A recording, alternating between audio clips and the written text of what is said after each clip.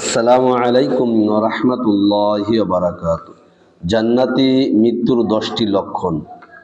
সর্বপ্রথম জান্নাতি ব্যক্তি কালিমায়ে তাইয়্যিবা লা ইলাহা ইল্লাল্লাহু মুহাম্মাদুর রাসূলুল্লাহ বলতে বলতে মৃত্যুবরণ করবে।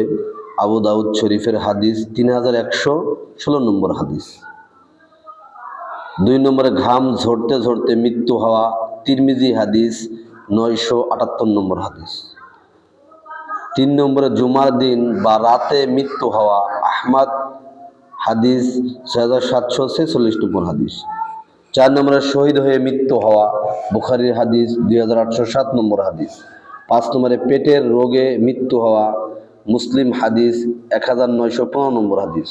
6 নম্বরে জ্বরে আক্রান্ত হয়ে মৃত্যু হওয়া, মুসলিম হাদিস 2057 নম্বর হাদিস। 7 নম্বরে গর্ভাবস্থা মায়ের মৃত্যু হওয়া, গর্ভ অবস্থায় মায়ের মৃত্যু হওয়া, আবু দাউদ হাদিস। 8 নম্বরে সৎ আমল করতে করতে মৃত্যু হওয়া। 9 নম্বরে কোরআন তেলাওয়াত বা ইবাদতের সময় মৃত্যুবরণ করা। 10 নম্বরে স্বপ্নে জান্নাতের সুসংবাদ পাওয়া অথবা মুখমণ্ডলে নূরের আলামত দেখা। হে আল্লাহ, আমাদের সকলকে জান্নাতি মৃত্যু দান করুন, আমিন।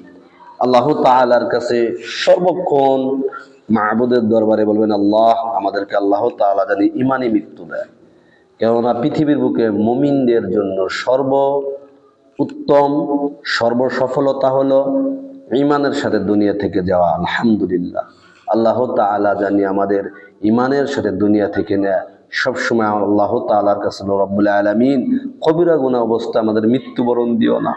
আল্লাহ, তুমি ইমানি হালাতে আমাদের মৃত্যু দিও। আল্লাহ আল্লাহ তুমি আমাদেরকে ইমানের হালাতে মৃত্যু দিও। আল্লাহ আল্লাহ ইমানের হালাতে তুমি মৃত্যু দিও। আল্লাহ আল্লাহ আমাদের নেককার হিসাবে, আল্লাহ সলিহিন বান্দা হিসেবে আমাদের গ্রহণ করো।